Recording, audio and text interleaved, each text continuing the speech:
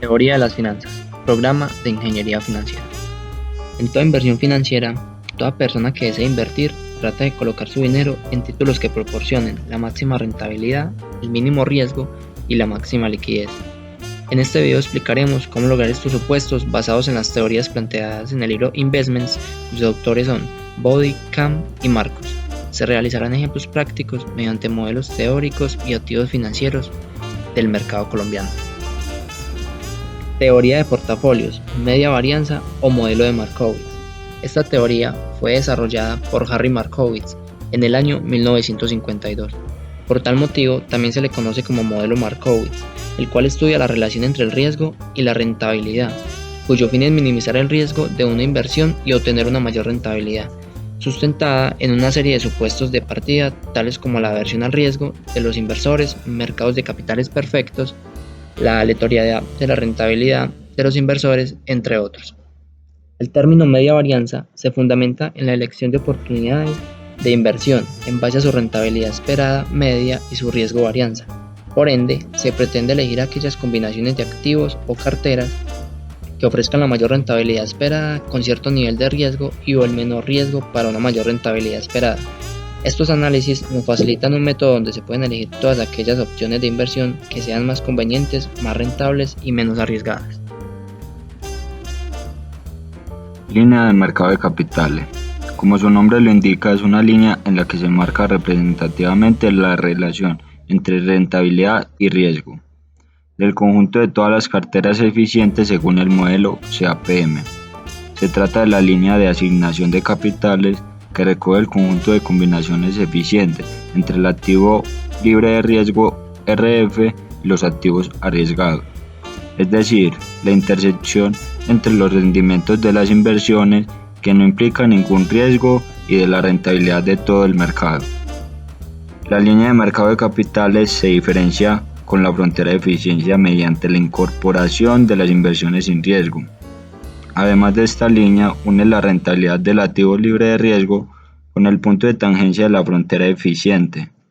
Este punto de tangencia será la cartera óptima del mercado según el modelo CAPM.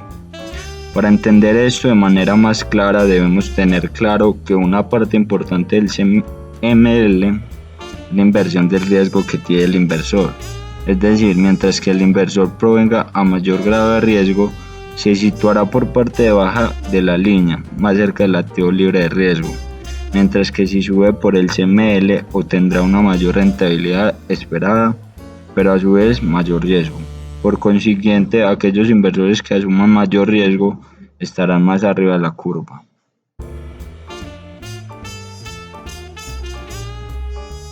Basándonos en las fórmulas planteadas, rentabilidad del portafolio y riesgo del portafolio, haremos un ejemplo práctico tomando 5 acciones del sector bancario cotizantes en la Bolsa de Valores de Colombia, las cuales son BBVA, Davivienda, Bancolombia, Banco de Bogotá y Banco Popular.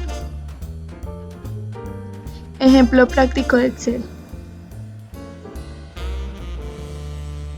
Para realizar el procedimiento de la teoría de media varianza, tuvimos que calcular la covarianza de las 5 acciones, como podemos observar en el siguiente cuadro. Se calculó con la ayuda del instrumento análisis de datos, donde se eligió la opción de coeficiente de correlación. Allí se utilizaron las rentabilidades de las 5 acciones, que las podemos ver aquí. Luego, para hallar el riesgo, usamos la fórmula que se pueden ver acá. Luego procedimos a darle valores hipotéticos a las participaciones para proceder con el cálculo del riesgo del portafolio y la rentabilidad del portafolio, los cuales se hallaron con las fórmulas aquí expresadas. Al tener listas nuestras dos variables,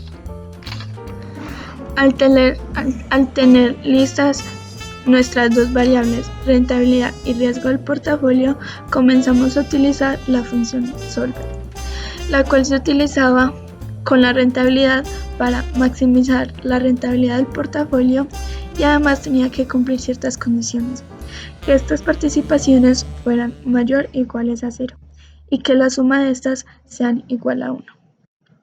En el caso del riesgo del portafolio, tenía que ser mínimo. El riesgo tenía que cumplir que tuviera que ser mínimo y se cumplían las condiciones anteriores, que las participaciones fueran mayores o iguales a 0 y que su suma fuera igual a 1. Después realizamos un cuadro donde se ponían las participaciones hipotéticas que teníamos y se calculaba el riesgo y la rentabilidad de estas, como podemos ver acá, con sus debidas fórmulas. Al tener calculados nuestro riesgo y nuestra rentabilidad, procedemos a calcular la tasa de crecimiento con el último riesgo de las participaciones menos el primero dividido el número de veces que se realiza la operación, como podemos ver en la siguiente fórmula. Luego calculamos el riesgo teórico, el cual se calcula con el riesgo más la tasa de crecimiento, como podemos ver. Al terminar el cálculo de riesgo, rentabilidad, riesgo teórico y tasa de crecimiento, tenemos con el riesgo teórico se debe hacer otra condición, y es que el riesgo del portafolio debe ser igual al riesgo teórico. Al resolver el solver, nuestras participaciones se van configurando, entonces se van pegando en esta línea. Al pegarla nos va a aparecer un riesgo teórico nuevo, el cual debe ser otra vez configurado en solver y debe ser cambiado, y así sucesivamente hasta llegar a esta línea. Y ahí terminamos nuestro cálculo de las participaciones. Como podemos ver, aquí se hizo el cálculo en el caso donde se minimiza el riesgo. Con las participaciones que se obtiene una mayor rentabilidad son las siguientes, pero a la vez un mayor riesgo, como podemos observar acá. En estas participaciones sería conveniente invertir, ya que teniendo en cuenta el principio a mayor riesgo, mayor rentabilidad. En este caso se está maximizando la rentabilidad. Podemos observar que no se tiene casi participación del Banco de Bogotá y del Banco Popular. Y también podemos observar que las que más tienen participación es Davivienda y BBVA. Las participaciones que maximizan la rentabilidad son las de la acción de Davivienda, por lo que sería mejor invertir todo en esta acción, ya que aquí se maximiza la rentabilidad y en las otras no. En resumen a todo lo anterior,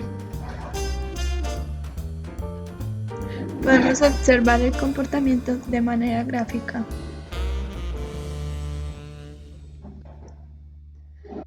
Donde se relaciona la curva de rentabilidades con la línea del mercado de capitales, donde el punto de tangencia se comporta como frontera, en que si estoy por encima de este y decido invertir en este tramo, me estoy endeudando, o sea, emitiendo bonos. Y si estoy por debajo del punto, estoy prestando dinero, comprando acciones.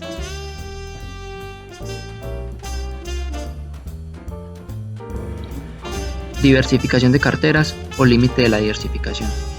Es un método de inversión que se basa en organizar la cartera con diferentes tipos de activos, con la finalidad principal de disminuir los riesgos naturales de la inversión. Para entenderlo de una forma más sencilla, tengamos presente lo siguiente: no poner todos los huevos en una misma canasta para que no se rompan todos, lo que nos da a entender que si invertimos todo nuestro dinero en un solo valor, por ejemplo en acciones de una gran empresa, se puede dar el caso de que ocurra una situación adversa, donde se puede perder todo el dinero o una parte de él, en la situación de que estas inversiones se consideren fallidas. Por tal caso, los inversores tratan de resguardarse de este tipo de riesgo, extendiendo la variedad de sectores y de activos donde se puede depositar el dinero. Ejemplo práctico. Suponga que una persona tiene $5,000 para invertir. Lo utiliza todo para comprar acciones de una misma empresa. Si baja el precio de dichas acciones o la empresa se liquida, toda su inversión registraría una pérdida. Es decir, su rentabilidad y utilidad dependerá de los resultados de una sola empresa.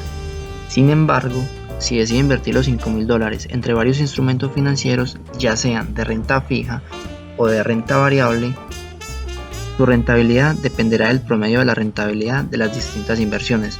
Probablemente las ganancias puedan remunerar las pérdidas.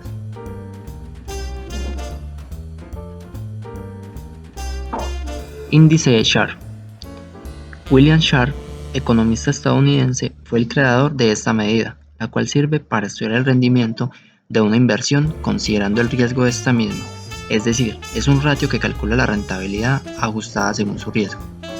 A continuación, podemos apreciar la fórmula con la cual se puede calcular dicho supuesto. Actualmente es muy utilizado porque es muy sencillo de calcular y además permite evaluar el rendimiento de los fondos de inversión. Mientras más grande sea el índice de Sharpe, mucho mejor. Con el ratio de Sharpe podemos comparar carteras con riesgos diferentes y saber cuál ha tenido más éxito, ya que estamos ajustando al riesgo. Este ratio financiero nos dice lo bueno que es una inversión. Gracias al ajuste por riesgo podemos ver cuánta rentabilidad adicional ha conseguido por invertir en activos financieros más arriesgados. En conclusión, el índice de Sharpe mide exactamente la relación entre los factores rentabilidad y riesgo. Ventas en corto. Este término proviene del mercado bursátil, el cual significa la venta de una acción que no es del proveedor. Esta acción se produce cuando el operador que la realiza deduce que el precio del valor bajará en el futuro, de tal forma que, si el precio de la acción efectivamente reduce después de abrir la operación, el operador debería comprar acciones a un menor costo que al precio de la venta, así obteniendo una ganancia de la diferencia de estos. Al terminar la operación comprando las acciones, el operador puede hacer una devolución de las acciones a la persona que le prestó, consiguiendo una ganancia, ya que la cantidad que paga el comprador dichas acciones es menor que la que obtuvo al venderlas. En otras palabras, si usted es un inversionista y cree que el precio de una acción va a caer, vende las acciones así no las tenga, y cuando el precio de la acción caiga la compra para al final ganarse el diferencial entre compra y venta. Vendí caro para comprar barato. A continuación podremos observar una imagen con un ejemplo. Aquí podemos observar un esquema gráfico de la operación.